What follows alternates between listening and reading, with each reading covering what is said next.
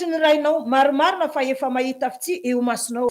Aoka sy ho fantatry Jonatana izany, fa ndrao mavelona koa Jehova, ary raha velona koa ny fanainao, toy iray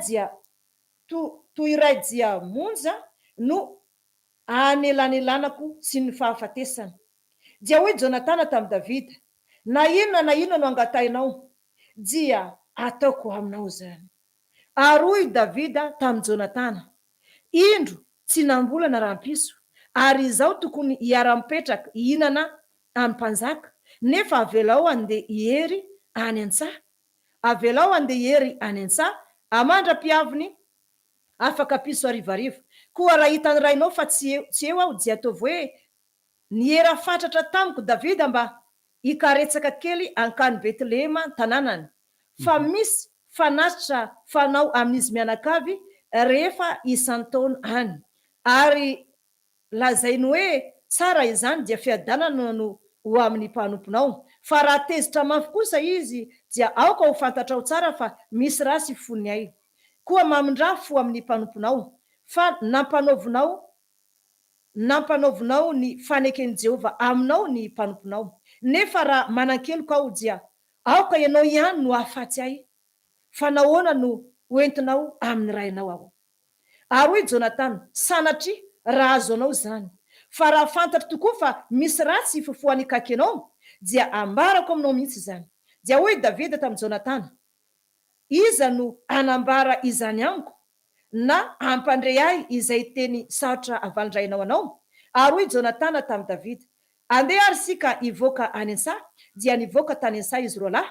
Ary hoy Jonatana tamin'ny Davida, Jehova Andriamanitry n'Israely ene, vavolombelona, rehefa fitorako tsara rahampiso na afaka piso toy izany ny hevitry ny raiko, ka hitako fa misy soa ho an'i Davida, ka tsy naniraka any aminao, tsy manambara izany aminao, dia ataon'i Jehova toy izany ane Jonatana, eny mihoatra noho izany aza.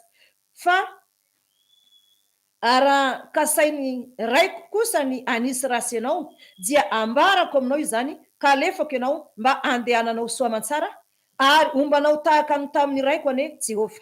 Ary mbola velona ihany aho, ary raha mbola velona ihany aho, dia tsy asehonao ay va ny fiantrany Jehova mba sy hafatsy ay, ary tsy esorinao amin'ny taranako ny famindramponao mandrakizay. Enina dia avy aza izay andringanan'i Jehova ny fahavalon'i Davida rehetra, tsy hoetsia ambanin'ny tany. Ary jiananao fanekena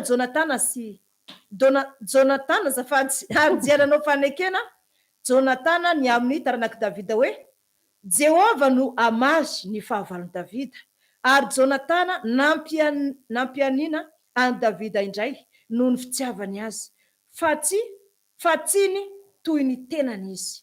Ary hoy Jonatana tamin'ny Davida, raha mpiso sy nambolana, ary hita fa tsy eo ianao, fa ho foana ny fipetrahanao. Koa rehefa mby amin'ny andro fahatelo dia mijina faingana ianao, ary tongava ao amin'ilay niherenao tamin'ny andro nitrangan'ilay raharaha iny, ka mitoera ao anilan'ny vato ezela. Ary izao andefa zana-spika telo eo anilany toy ny mikendry marika, dia aniraka ny zazalahy aho, anao hoe mandehana izaho ny zana-spika, ka raha lazaiko mihitsy indreo eo aorianao ny zana-spika amin'ny fiadanana ianao, ka tsy isy aninonanao raha velona koa Jehova.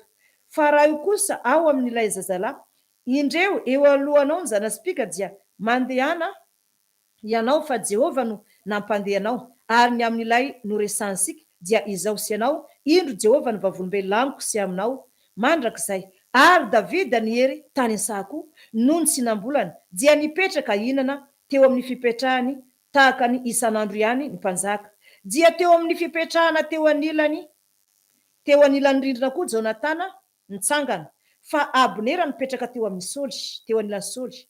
Ary foana kosa ny fipetrahan'i Davida, nefa Saoly tsy niteny na inona tamin'izany andro izany, fa natao no nisy zavatra nanjo azy ka tsy madio izy, eny tsy madio izy. Ary noho ny tamin'ny andro faharoa dia niampisony tsinam-bolana ka mbola foana ihany fipetrahany Davida dia hoy Saoly tamin'ny Jonatana zanany: ahoana no tsy mba ahatongavany zanaky Jese ihinana ho maly sendroany? Ary Jonatana namaly any Saoly hoe: Davida niera fatratra tamiko ankany Betlehema, nanao hoe: masiny ianao, aoka mba andeha aho. Fa izay mianakavy nanao fanatra any an-tanàna ka asain'ny rahalahiko mankany aho. Koa ankehitriny raha mahita fitsy eo masonao, masiny ianao, aoka andeha aho amangy ny rahalahiko, ka izany no tsy mba ahatongavany teto amin'ny latabatry ny mpanjaka. Dia nirehitra tamin'ny Jonatana ny fahatezerany Saoly ka hoy izy taminy: ianao zanaky ny vehivavy maditra sy mpihodina, moa sy fantatry va fa nifidiny zanaky Jese ianao ho enatrao sy ho enatry ny kibony reninao? Fa raha mbola velona ety ambonin'ny tany koa iny zanaky Jese iny, dia tsy ho tafatoetra tsara ianao na ny fanjakanao, koa manirahaka azy ankaty amiko, fa meloka tokony faty izy. Ary Jonatana namaly any Saoly rainy ka nanao taminy hoe: nahoana no atao maty iny? Inona no nataony? Ary Saoly nitoradefina andefina azy, ka dia fantatry Jonatana fa ny fofoiny rainy ho vonoina Davida, dia nisangana niala teo amin'ny latabatra Jonatana sady nirehatra ny fahatezerany, ka tsy nihinan-kanina izy tamin'ny ampisony tsinam-bolana. Fa nalahelo any Davida izy satria nomendrainy enatra. Ary ny maraina dia nivoaka nankany ansa Jonatana tamin'ny fotoana nataony Davida, ary nisy zazalahy kely nanaraka azy. Ary hoy Jonatana taminy: miazakazaka izahaho ny zanaspika alefako. Ary no niazakazaka ilay zalahy dia nalefa mihoatra azy ny zanaspika. Ary no nefa tonga teo amin'ilay nipetrahany zanaspika, nalefa ny Jonatana ilay zalahy dia nansoiny Jonatana izy hoe: sy ireo alohanao ireo va ny zanaspika? Ary Jonatana nianso ilay zalahy hoe: aingana dia aingana ka aza mijanonjanona. Ary ny zazalahy Jonatana nanangona ny zanaspika dia nankeo amin'ny tompony, nefa ilay zazalahy tsy nalala na inona na inona, fa Jonatana sy Davida ihany no nalala ny anton'izany. Dia nomeny Jonatana ilay zalahy ny fiadiana, ka hoy izy taminy: mandehana ka ento ho any an-tanàna ireto. Ary no lasa ilay zazalahy dia nitsangana avy any atsimo Davida, ka niankohoka tamin'ny tany izy sady niondrika intelo. Ary nifanoroka izy roa lahy, ka samy nitomany, nefa ny any Davida dia mafy loatra. Ary hoy Jonatana tamin'ny Davida: mandehana soamantsara, fa efa nini tamin'ny anaran'i Jehova isika roa lahy hoe: Jehova ny vavolombela amintsika, Jehova ny vavolombela amiko sy aminao, ary amin'ny taranakao sy amin'ny taranako sy amin'ny taranakao mandrakizay. Dia nitsangana Davida ka lasa, fa Jonatana kosa nankany an-tanàna. Amen. Eto zany dia hitanao mihitsy ny fitiavany Jonatana ny Davida. Pirahalahy nefa Ohatran'ny hoe pirahalahy mihitsy zany de tezitry Saoly hoe satria Davida vonoina mba sy azo ny fanjakana. Ary navoaka ny Saoly mihitsy rehefa tezitra izy: anao ne zanaky vehivavy maditra e, sy fantatrao moa fa zanaky Jese iny hitondra enatra ho anao sy ny fanjakanao, haka ny fanjakanao iny. Zay zany tena tsy nitenena. De nieritriretiny zany lasa dalanga amin'ny Jonatana satria hoe Davida ho laka ny fanjakana de mbola tsy niany. Nefa i Jonatana tena tiany Davida. Inona ny antony? Satria izy ny voasitry Jehovah zaka. Tsy haiko hoe ahoana ny fieritriretanao, satria rehefa hitany Jonatana fa te hamono any Davida mihitsy ny rainy de nalahelo izy de tsy nihinan-kanina. De nitomany izy de nankany amin'ny Davida hoe: ndany ianao mandeha fa ny raiko mitady hamono anao. De nifaminy izy. I Davida nefa dia manaja tsara any Jonatana satria niondrika teo anatrehany hoe: raha ho faty any de ianao hamono anahy. Kanefa izy ireo nanao fianianana fa tsy famadika mihitsy. De Davida manaja ny Jonatana hoe izy ny mpanjaka anjemben'ny Saoly. Nefa ndray Jonatana manaja ny Davida hoe ianao ny voasitry Jehovah mpanjaka.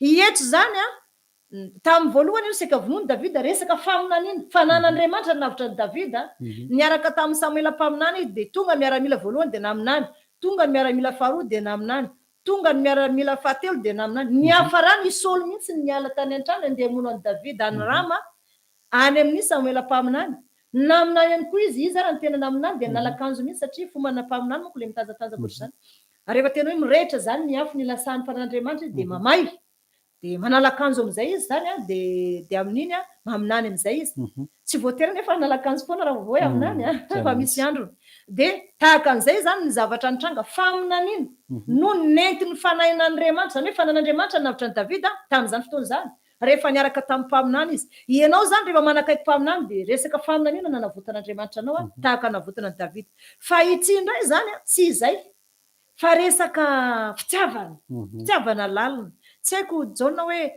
ianao ve jaona mahita hoe misy olona manam-pitiavana tahaka ny fitiavan'ny Davida sy Jonathan i Davida miondrika eo anatrehan'ny Jonathan satria ananjy ny fanjakana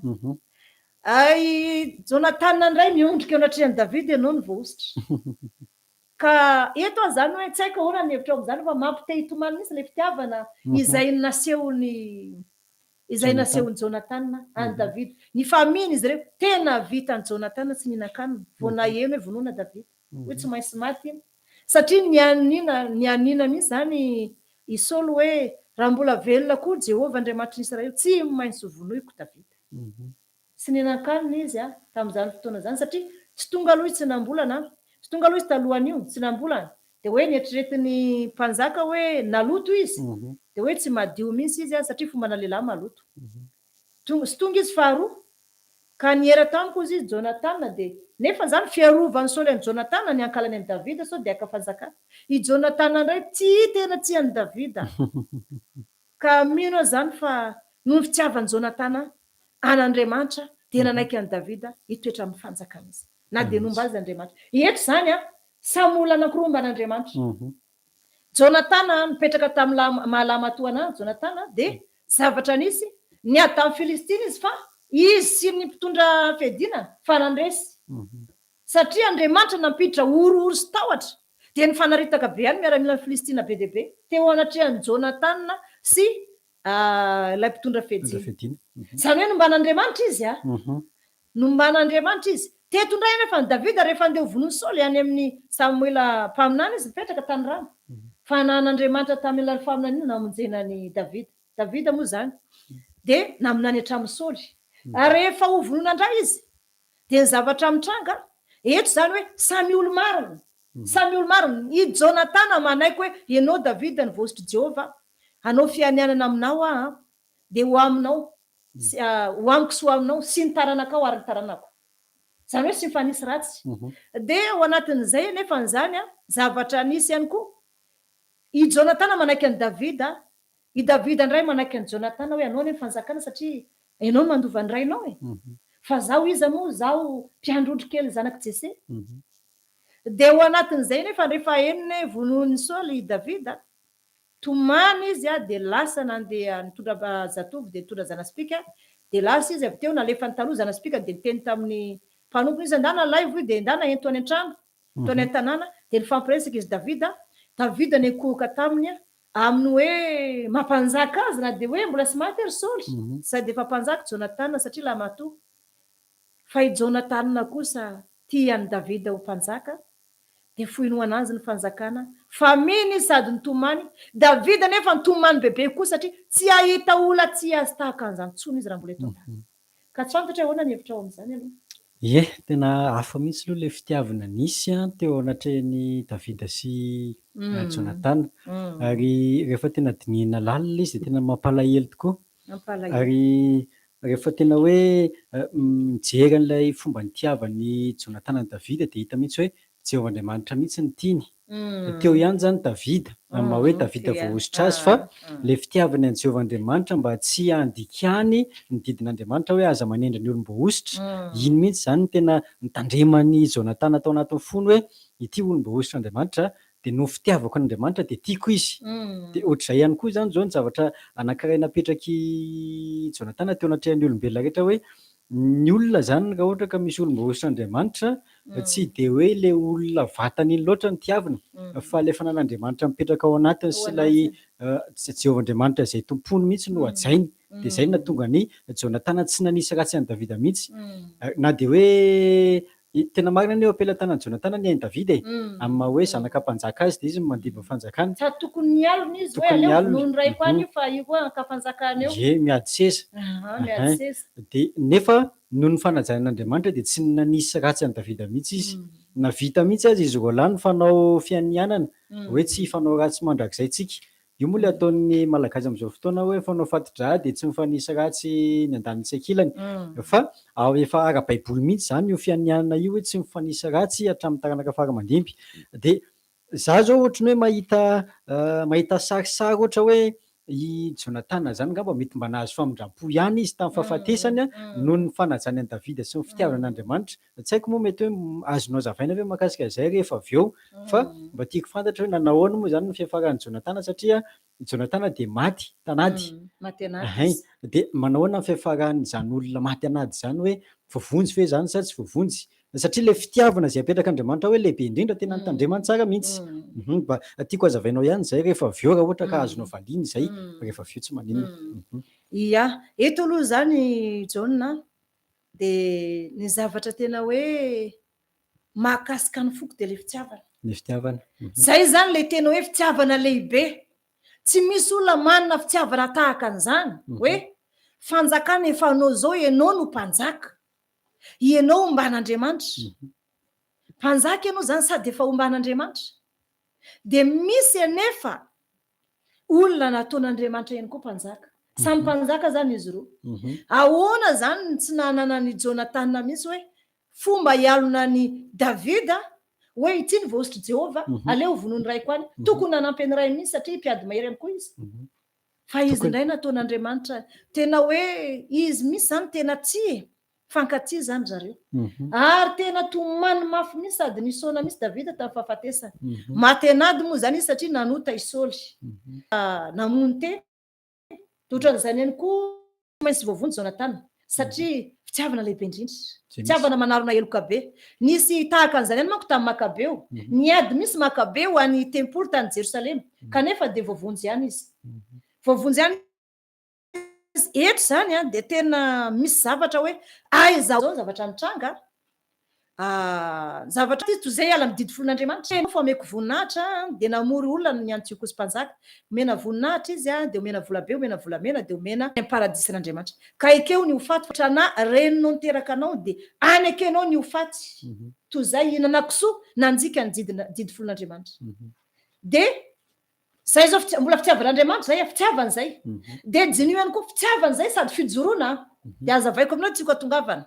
Hoe aiza ho aiza ny mpino kristiana miara-mivavaka ny amin'ny fitiavan'Andriamanitra sy ny fitiavana namana sy ny de ny anazy natao mafimafy kokoa satria izy tena bevava.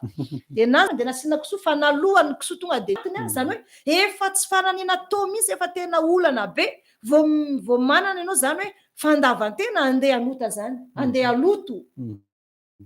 Fa sy hoe anota fa andeha andoto ny tenanao ohatrany hoe misy faty efa tena tsy azo elana na hoe fadimbolana tena tsy azo elana. Na hoe fahalotona tampoka ho an'ny lehilahy. Fa raha ohatra zany ka hoe farao anaty tena mafy tamin'ny Israely zany. Nefa mbola Andriamanitra nivavahany ery Makabeo hatramin'izay nivavahansika.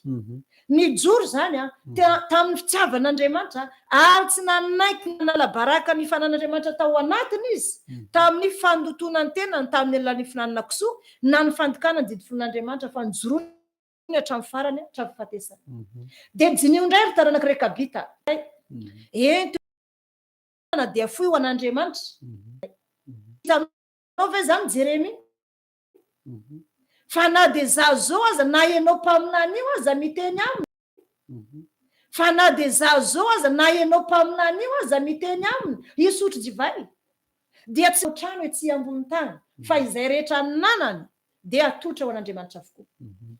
De hatramin'izay ka hatramin'ny androany izy taranaka Rekaba tsy mipetraka raha sy mitranolay zany hoe manasa zay ka hatramin'ny androany izy taranaka Rekaba tsy mipetraka raha sy mitranolay zany hoe manasa pitongeza be zany de reny nipetrahana ary hitahin'Andriamanitra. Zay de fijoroana zay satria ny razambeny mpivavaka tena mpivavaka be teo anatry azy manorina trano amboniny tany tranolay petraha n'Andriamanitra izy adzay dia ekeko nohony amin'Andriamanitra de notsiaviny Davida na de hoe akany fanjakana ary zany na tonga ny Saoly teny tsy hitanao ve fa fambaraka ho anao sy ny fanjakanao ny fisiny Davida everiny Saoly angamba fa hoe marary saina i Jonatana raha tsy any Davida fa natahotra an'Andriamanitra izy zay zany no zavatra nisy Davida kosa nefa nametraka azo mpanjaka foana ary nampitomany any Davida na ny fankasitrahany ny lahatra avy amin'Andriamanitra amin'ny fankasitrahany ny fitondran'Andriamanitra na de hoe hanala azy eo amin'ny fanjakana azy nefa Jonatana na de hoe hanala azy eo amin'ny fanjakana azy nefa Jonatana olo marina olona nomban'Andriamanitra izy aiza moa izy hoe olona anankiroa fotsiny ianao sy ny mpitondra fisivaka amin'ny fanajansika ny fitondran'Andriamanitra sy ny fijoroantsika amin'ny fitiavansika n'Andriamanitra sy ny fitiavanamana ary ny fanekena ny fanekenao ny lahatr'Andriamanitra sy ny mantaminy mafy zany raha maha-olombelona zany Jaona de mety hoe tsy nekeny fa nono hoe natahotra an'Andriamanitra i Jonatana natahotra an'Andriamanitra satria hevitra fa sy mateny tsony eo vozavana teo daholo mahakasika izy fa zay fitiavan'Andriamanitra mihitsy ilay fitiavana ka ilay toetran'Andriamanitra no miampita ho azy ao anatin'ilay olona zay manompo sy matahotra azy amin'ny fotoana zany ka misy olona tian'Andriamanitra ka tanantsony zay ho raisina anatin'ilay izy de mino fa na de izay fotsiny aza de efa amindran'Andriamanitra fo izy maka farany fanahany ity Jonatana ity satria ianao moa de efa iara-malala fa le fahafahana zay vizivizy any an-danitra amin'ny mampaminany anao de ampahitan'Andriamanitra zavatra be dehibe any an-danitra sy any amin'ny elo sy eto ambony tany sy any akoatra sy any amin'izay tsy haiko tsony zay tsy hita maso rehetra any de mba tiako fantarina ihany so de mba fantatrao ihany hoe aiza marina ny hafaran'le fanahany Jonatana satria zay toetra fitiavana zay zany mila volena ao anatin'ny tsirairay avy na maha hoe fitiavana lehibe indrindra dia mila manana zay fitiavana zay zany ny olona kasika ny Jonatana hoe aiza ny toerana misy ny fanahana fa za aloha milaza aminao hoe voavonjy izy voavonjy ny fahavalony azy Davida de notsiavany fahatelo nony amin'ny Jehova Andriamanitra ny Israely izay nanositra ny Davida noho ny fahatahorany an'i Jehova fahatelo nony amin'ny Jehova Andriamanitra ny Israely izay nanositra ny Davida noho ny fahatahorany an'i Jehova de nekeny anetry tena hoe ho an'ny Davida ny fanjakana Davida ny fanjakana de noho ny fanekeny eo an'i Davida ny fanjakana de nao izy no tsisy tao anatin'izay satria efa nekeny ny mpanjakany Davida de Andriamanitra mihitsy zay tokony ahafaty azy ankoatra ny any an'ady fa raha mbola misy olona mikitsika an'iny de tena hita raha amin'ny Davida rovan'ny Davida be mihitsy izy satria tsy ny Davida loatra izy Davida olona niady amin'ny Goliata lehilahy mahery ka fantatra Andriamanitra hoe raha isy hikitika i Jonatana de raha tsy ho faty rehefa Jonatana de ny vahoaka fa ny an'ny vahoaka de hoe rehefa tsy eo i Saoly de Jonatana ary rehefa nahita fa tsy hita amin'izy ireo Jonatana tamin'izy nandresy ny Filistiny tamin'izany fotoana zany ela saika vonoiny i Saoly Jonatana de ny vahoaka niaro anazy satria ny ray ny teny hoe tsy mahazo mihinan-kanina fa mifady hanina nefa izy reraka hiady de ninona tantely izy de saika vonoiny Saoly mpanjaka izy de Davida tena vitany Davida manao ny ainy sy ho zavatra hiady amin'izany mazava zay zavatra zay tsiko zany mampianatra ny olona misy mankony zany ny olona misy zany ny olona tsy de mijoro loatra ohatra ny Saoly de manao sinitsina n'Andriamanitra zay ny andohany zay zavatra zay nefa zany Jaona tsy azo atao mihitsy fa jiny io tsara fa ny taranaka Makabeo ary ny olona tamin'ny andron'ny Makabeo vonona ho faty noho ny fitiavan'Andriamanitra ary tsy nivadika tamin'Andriamanitra fa naleo ny maty marotsiora izy kosa ne mahazo tombony maty zao ianao de zao ianao any an-danitra satria maty marotsiora ianao de ozy Paoly hoe fahafatesana zaoko tombony fahafatesana zany zahoana tombony satria tsy misy ahafahanao mandeha any an-danitra raha tsy hoe fahafatesana zay zany ahafahan'olona de tsy mitovy ampino na iza na itra afa mihitsy ny fanahin'Andriamanitra izay nomen'Andriamanitra hoe nene sanao saina amin'izany zara sy miasa saina amin'izany za hitanao zao zany ny vola zany isika kristiana miara-mivavaka tsy avela ny vadinao no mivavaka misy ny olona mety tsy manao ny anjara fanapahany misy ny olona tena tsy manam-pahafizana tahaka ny taranak'iray kabita tena hoe fanohatra am'izany. Misy olona aiza ho aiza zany mety hoe misy piraitapo moa zany raha mbola eto taona ifamelana amin'ny namanao tsony raha miala eto ambony tany sady fiainana tsy misy dikany eto ambony tany fa fiainana mandalo ka raha misy aiza ho aiza ny tena fijoroasika amin'Andriamanitra marina tahaka ny makabeo tahaka amin'ny tantarany makabeo tenin'Andriamanitra tahaka ny taranak'iray kabita. Mieritreritra zay tokony ankatoavy ny tenin'Andriamanitra ary tsy maintsy terena kato ny tenin'Andriamanitra tahaka ny ankatoavany hafa-drazany ndray kabita miara-magedona tamin'ny andro Antiokosa tokony tahaka an'izany ihany koa ny joroan'ny kristiana miara-mivavaka rehetra izay ianao maheno anazy zao fotoana zao de hoy zay hoe raha misy zavatra tsy mety atao mifamela na mbola etsy ambony tany misy antony.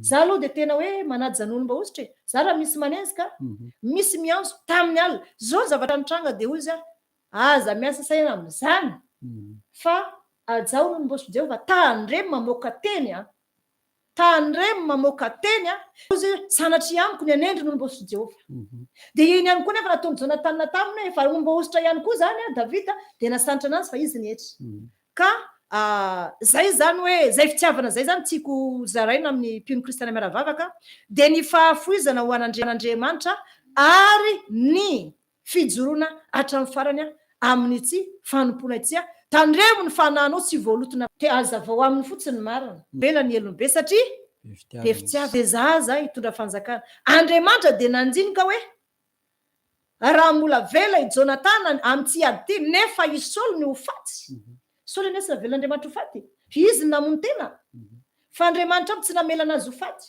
fa rehefa hitan'Andriamanitra fa namony tena zany i Saoly de nihevitra Andriamanitra hoe Damour fa tsy maintsy maty anady izy mba anjakany Davida amin'ny fanjakana ka izay fitiavana zay tokony hoe ifankatsy zany de aneho fitiavana misy hoe tiavo namanao ratsena sanatry amiko ny amazamoa zany ikiny am'zany marina mihitsy zany tsika rehetra-piaino na ampijeriny koa any ivelany any dia alefa sy ny hevitrao manaona ny fandraisanao an'izay ambaranao kosa manoloana an'ireo fahavalo de ndeha aloha sika ary andeha an'izay hira anankiray zay de fiarina ety any avy eo de angatantsika ina moa ny hira angatantsika zany mama be fitiavana ndao ary ndao ary lefa sika zay de rehefa avy eo ndray